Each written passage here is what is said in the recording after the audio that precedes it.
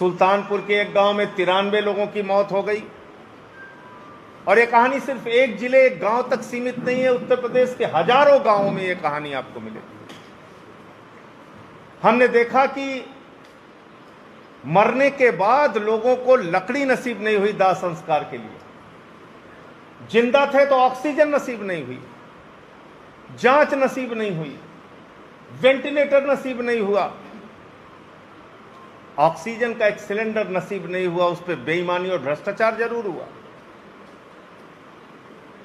तीसरी लहर का खतरा पूरी दुनिया आपको बता रही है। दिल्ली की सरकार ने, आदरणीय अरविंद केजरीवाल जी ने तीसरी लहर की तैयारी भी अपनी शुरू कर दी। लेकिन उत्तर प्रदेश में इस वक्त क्या हो रहा है? जब चिंता करनी चाहिए थी कि अनाथ बच्चों को कैसे पालन पोषण किया जाएगा, जब चिंता करनी थी कि युवाओं को कैसे रोजगार दिया जाएगा, जब चिंता करनी थी कि छोटे बड़े व्यापारियों का जीवन कैसे पटरी पर लाया जाएगा, जब चिंता करनी थी कि उत्तर प्रदेश में इस कोरोना की महामारी के बाद जो तीसरी लहर आ रही है उसकी तैयारी कैसे करनी है, उत्तर प्रदेश की पूरी सरकार और भारतीय जनता पार्टी आपस की लड़ाइयों में व्यस्त है, खींचातानी में व्यस्त है। किसकी पार्टी मजबूत है, किसकी पार्टी कमजोर है, आपस में लड़ने भिड़ने, विधायकों की तोड़ फोड़, मंत्री कौन बनेगा कौन नहीं, कौन मुख्यमंत्री रहेगा नहीं रहेगा, इसकी पूरी लड़ाई चल रही है भाजपा। और संजय सिंह कहते थे तो मुकदमा हो जाता था। 14 मुकदमे करा दिया आदित्यनाथ जी मेरे ऊपर। लेकिन अब तो भारतीय जनता पार्टी के शीर्ष नेतृत्व ने, बीएल संतोष और उनके तमाम पदाधिकारियों ने उत्तर प्रदेश आके बाबा जी के कार्यों की समीक्षा की और उन्होंने भी ये माना कि उत्तर प्रदेश सरकार फेल हो गई है। सिटकिनी बंद करके, दरवाजा बंद करके एक एक मंत्री से पूछा गया आदित्यनाथ का काम कैसा है, योगी सरकार का काम कैसा है, एक एक विधायक से पूछा गया, एक एक पदाधिकारी से पूछा गया। इसका मतलब जो बात मैं पिछले काफी लंबे समय से कह रहा हूं कि आदित्यनाथ जी की सरकार हर मोर्चे पर फेल है, आज वो बात भारतीय जनता पार्टी का शीर्ष नेतृत्व भी मान रहा है और इसी के कारण उनके कार्यों की समीक्षा हो रही है। बीएल संतोष जी भारतीय जनता पार्टी के संगठन के मंत्री हैं, पूरे देश में कहीं भी समीक्षा कर सकते हैं, लेकिन नहीं, उत्तर प्रदेश जहां की हालत बद से बदतर पहुंचा दी आदित्यनाथ जी, उसकी समीक्षा हो रही है।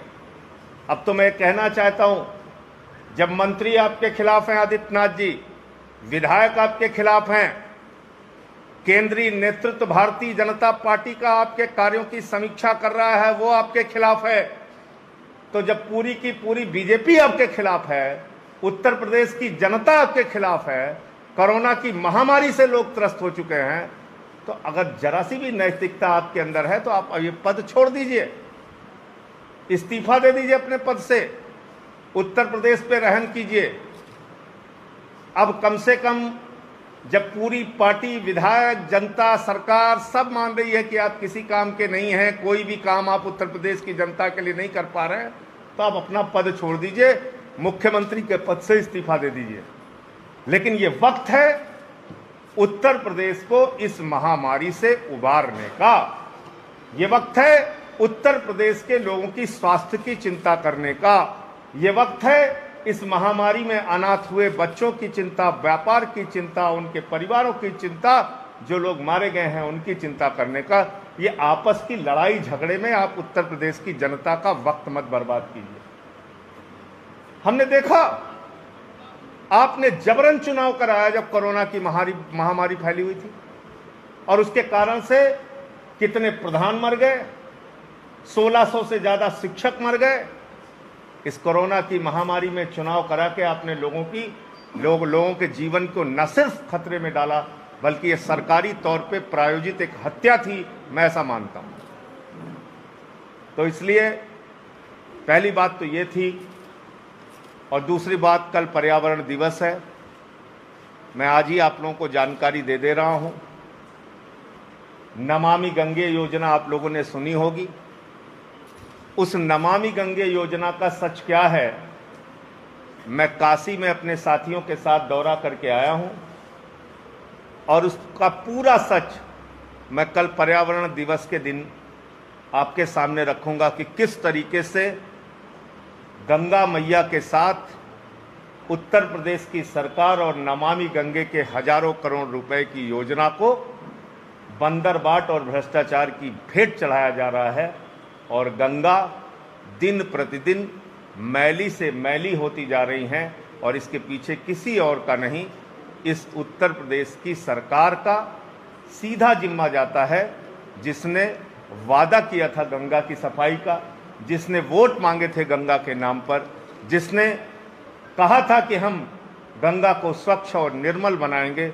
आज उन्होंने गंगा की हालत क्या की है ये काशी में मैं देख के आया हूं और कल विस्तार से इसके वीडियो सहित तमाम प्रमाण मैं आपके सामने रखूंगा कल पर्यावरण दिवस के दिन। आज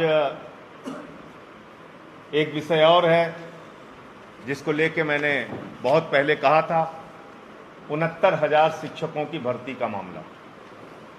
और उस शिक्षक भर्ती में आपने देखा होगा कि बड़े बड़े प्रचार और विज्ञापन आदित्यनाथ जी के द्वारा किए गए।